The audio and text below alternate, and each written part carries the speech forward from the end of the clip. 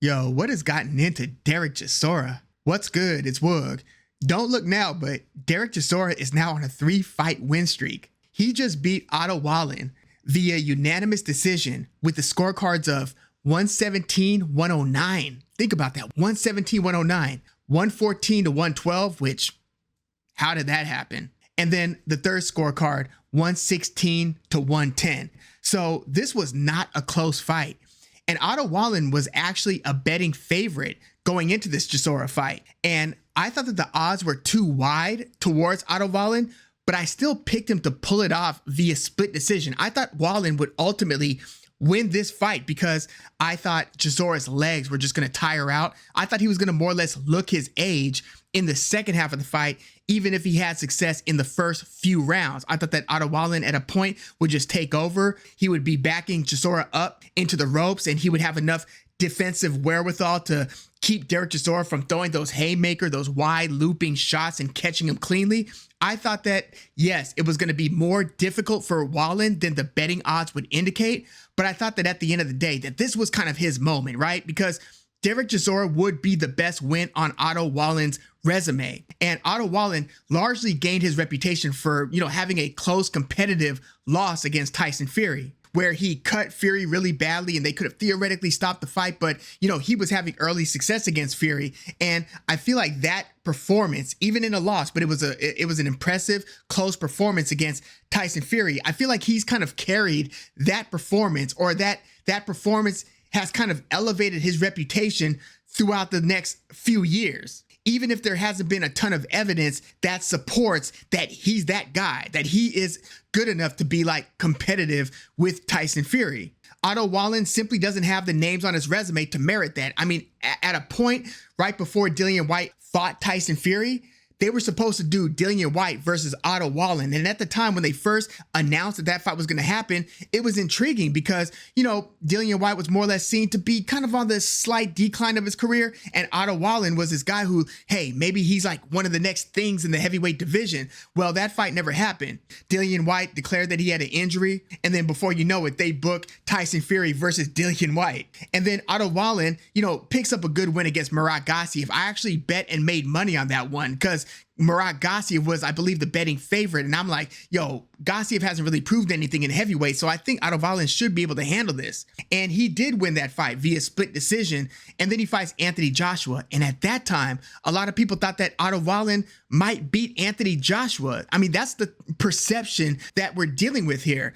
And, I thought Otto Wallin stood little to no chance at beating Anthony Joshua, because although he's a southpaw, I was thinking, what is he actually better than Anthony Joshua at? And if you're thinking, oh, well, he's a better sweet science boxer, I'm like, do we really have evidence of that? I know AJ does have his flaws, but he's a pretty damn good boxer. And if you couple that with the power, I'm just thinking, what is Otto Wallin going to do to really gain Anthony Joshua's respect and to have a lot of success against him? Well, Anthony Joshua pretty much beat the brakes off of Otto Wallin. He pretty much won every round and stopped him by the 5th round, broke his nose, and, just kind of put a beating on him. It wasn't a very long fight, but Anthony Joshua looked pretty dominant against Otto Wallin. So it's like, okay, well, Otto Wallin's evidently not that good, yet he was still a substantial betting favorite over Derek Chisora. Now, Chisora has his losses, several of them throughout his career, but he's also pretty much fought the who's who, like everybody from Vitaly Klitschko, David Haye,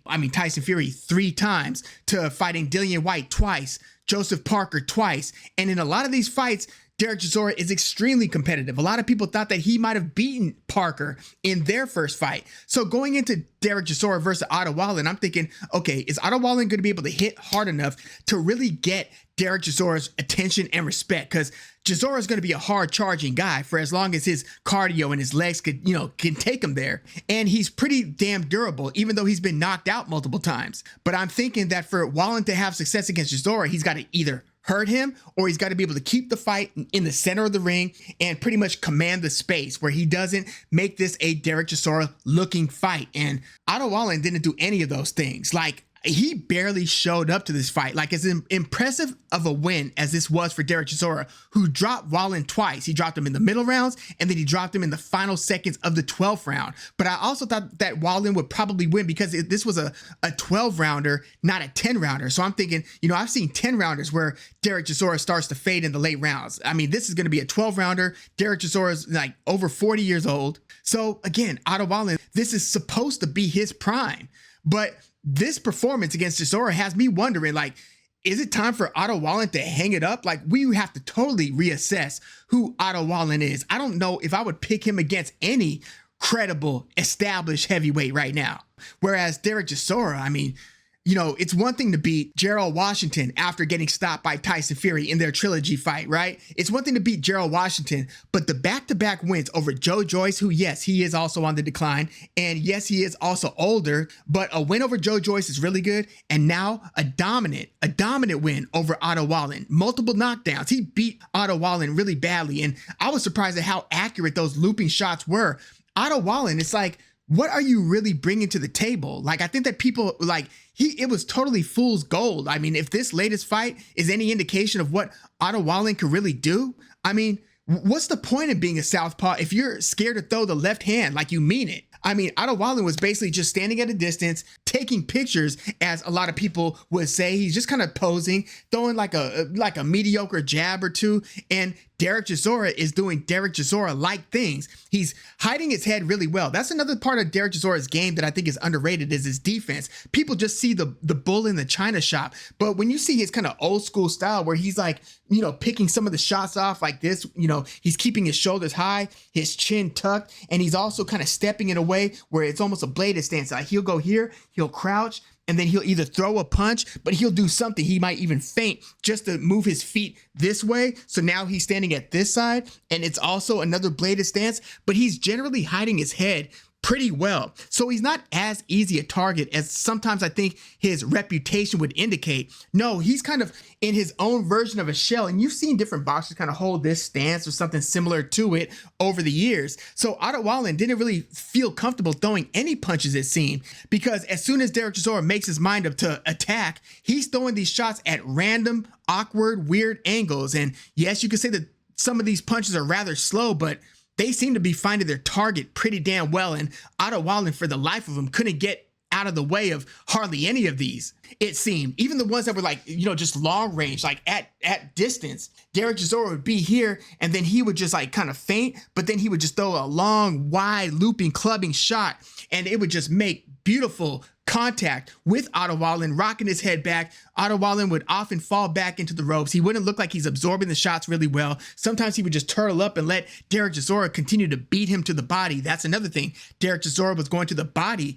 really well. Like, you really have to have something to deter this guy. And that's one thing that we've known about Derek Chisora. Again, I just thought that Otto Wallin had more to bring to the table rather than this very uninspired, barely there type of performance. Like, there was no sense of urgency. It only got worse over time for Otto Wallin. Even as Derek Chisora did start to tire, Otto Wallin hardly did anything to capitalize off of that. So I go back to the scorecards. Like, what the hell was that judge thinking to rule this 114 to 112? Because you know what that tells you?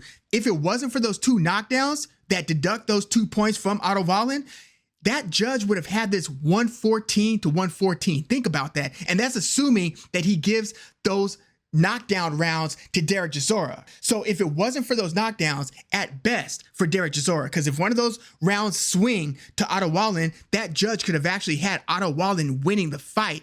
I feel like that has to be looked at very closely. It's not only the judging that leads to the wrong result that should be investigated. It's this type of crap right here. 114 to 112. You guys, if y'all saw the fight, did you see Derek Chisora winning that fight by the knockdowns only, and without those knockdowns, that fight otherwise being a 6-6 draw?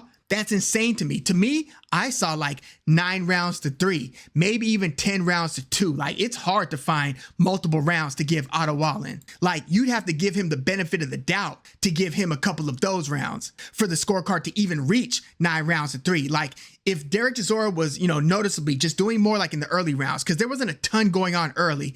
Derek Chisora was kind of boxing, slightly outboxing. That's another thing. People thought that Otto Wallin was a better boxer, obviously, than Derek Chisora. Like, what makes him a better boxer? The fact that he could just stand in this stance and look like he's a boxer? No, like, boxing is, there's an effectiveness that's required for you to be considered a good boxer. Nothing that Otto Wallin did was effective. The defense wasn't effective. The jab wasn't effective. Nothing. Derek Chisora, on the other hand, yes, it is. A lot of it is unconventional, but it's damn effective, especially when things are going his way. But yeah, it was a much more measured start to the fight. Like, Derek Chisora was being pretty patient. Yes, he was finding his moments to throw those looping bombs and was digging to the body early and often. But the early rounds, like rounds 1 through 4, they all look like they were Derek Chisora rounds. No, they weren't as dominant as some of the rounds in the middle rounds or towards the very end of the fight.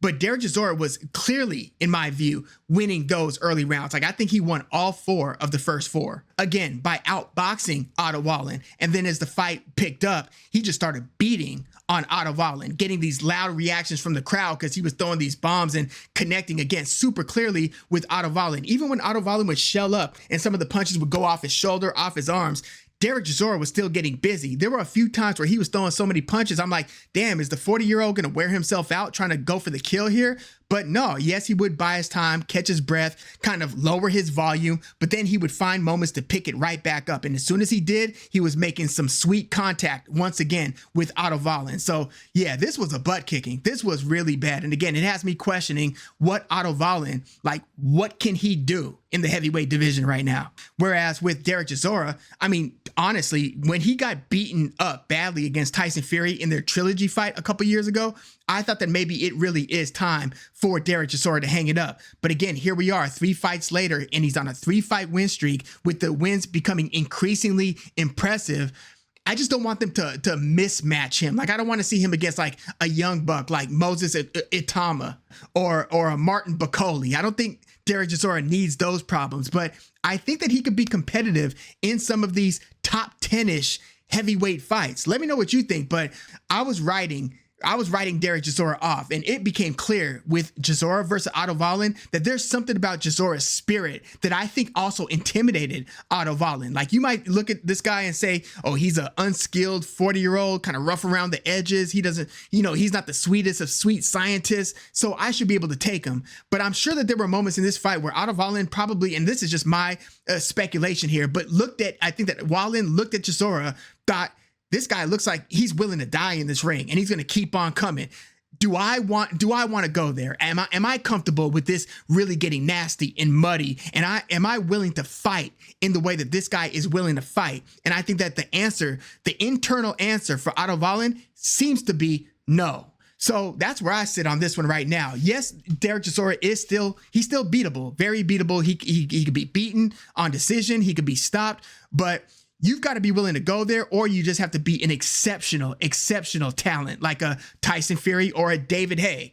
Otherwise, you better pack a lunch, because Derek Chisora still appears to be Derek Chisora at 40 plus years old. So yeah, props. I don't think that this is the retirement fight for him. I think we will see him in the ring again.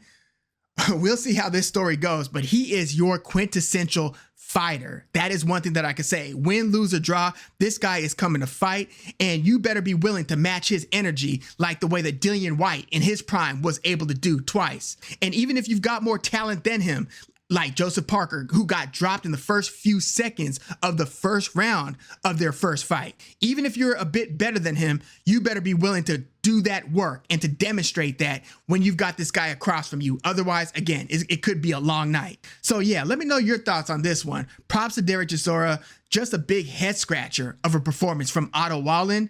Where do you think each of these guys should go from here? Let me know your thoughts in the comments. Like the video, subscribe to the channel if you are into the fight talk.